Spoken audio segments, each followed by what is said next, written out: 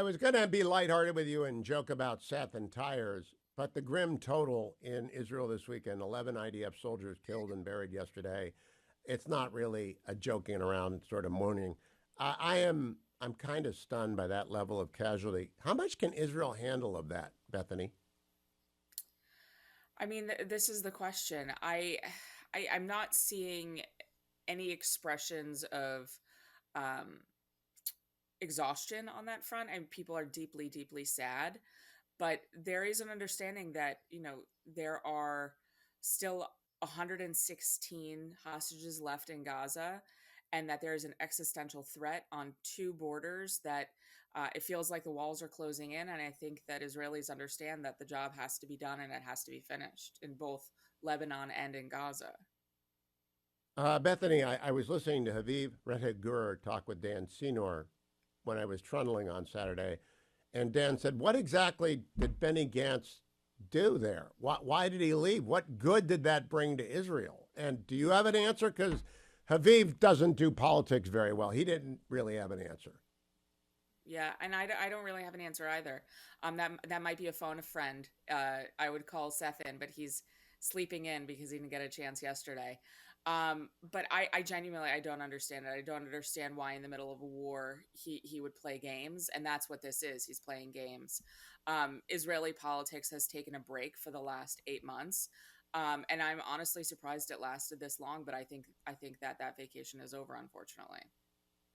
Then I listened to For Heaven's Sakes with his Daniel Hartman and Yossi Klein Halevi, and they explained that they felt a day of joy and then it went away after the hostages released. And of course, Arnon's death was an occasion of great mourning, and he's a hero of Israel.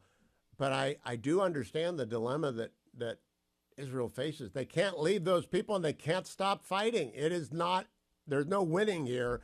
And I do think going into the north is inevitable. Do you?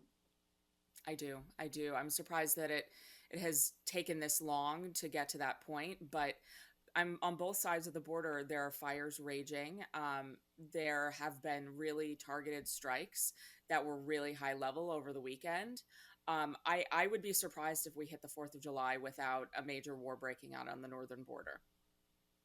Oh, that's interesting. Now, I've been putting out the 1814 option. Napoleon was defeated decisively in 1814 by Russia and the allies of Imperial Russia, but he still had a lot of troops. He could have done a lot of damage. Paris could have been under assault from Napoleon from the outside.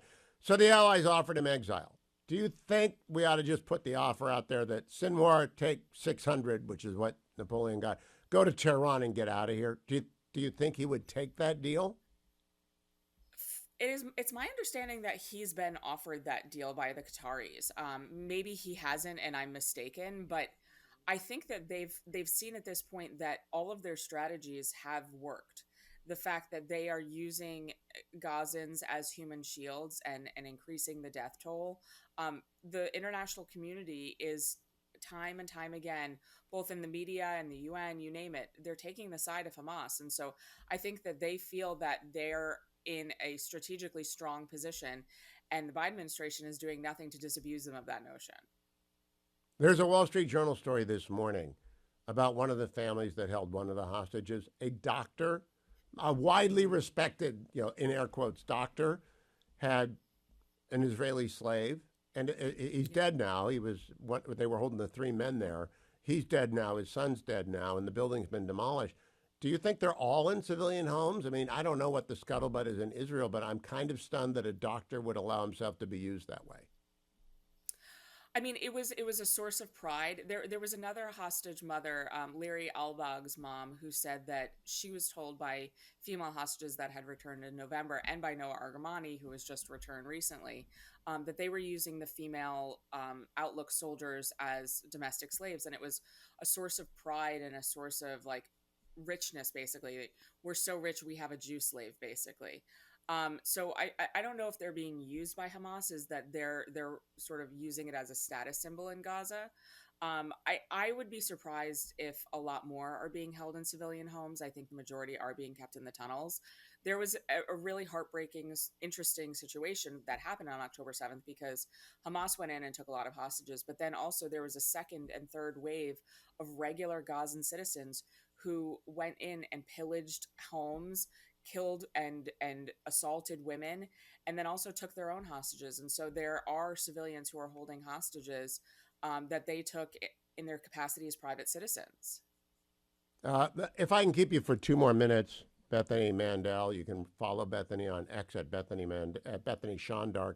I want to ask you about Joe Biden's infirmity and whether or not the anger is greater than the frustration in Israel. Is the exhaustion in Israel outstripped by the anger and outrage? Because I think it must be close to boiling over one way or the other after 8 months and the North being emptied and 11 casualties, KIAs over the weekend.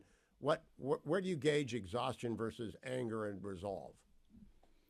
I think that exhaustion is really winning the day because it feels like there is no end in sight.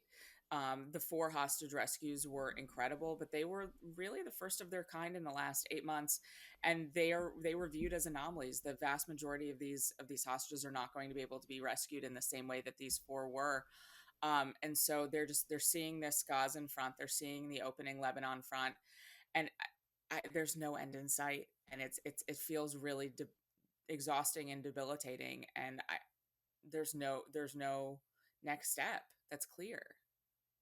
That would say to me they've got to advance the move into Lebanon quickly before the civilian support Yes. for the war just erodes. Second question. We saw Joe Biden on Saturday night. Barack Obama had to grab his arm and lead him off the stage. That follows the European clips. That follows the Juneteenth Yep. clips. That follows Yep. a dozen different clips. Do you think he's going to be their nominee? I mean, he has to be. I don't know what they're going to do, but there was an interesting quote. I think it was in the Atlantic this morning, where aides of Biden were anonymously quoted saying, the Hunter Biden stuff. Maybe we should have chosen a different candidate, and they're using Hunter as a scapegoat. They know that they shouldn't have chosen him as their candidate. But now we're in June. It's too late. They have to press forward, and they have to hope that Weekend at Bernie's can last another 5 months. But I don't know if it can. But it's not, I mean, it's in front of us. They're trying to I know. deny what we all see. And I know. he's not at full capacity. Not even at half capacity. What was interesting to me about that Obama clip was that he made it so obvious. He could have hooked his arm around him and pulled him off stage like the hook, and he didn't do that. He made it very, very obvious that he was removing him from the stage. I wonder what's going on in Obama land that he basically threw Biden under the bus in that way. I agree. A pro like the former president, you walk over, you lean into his ear and say, "We've got to go, Joe," or you put your arm around him, or you grab him by the back. You don't lead him off by the hand like a toddler. Last Mhm. question, lighthearted. Have you watched Tires yet? Because I'm going to hold Seth accountable for my wife's dismay with me forever. No, he watches all of this stuff without me. He like goes into his man cave and watches it. I didn't even know what you were talking about because I don't listen to the podcast because I live with the man. I don't need to listen to the podcast with him on. I prefer to listen to you and Dan Senor and like all of these other people who I don't live with. But he laughed, and you can yell, you can have him on separately and yell at him separately, and I'm I going wholeheartedly to. support you. There's an Good. accounting coming with Seth Mandel because I'm still getting the look from the fetching Mrs. Hewitt. Like I'm never trusting your choice again on the television I show. love it.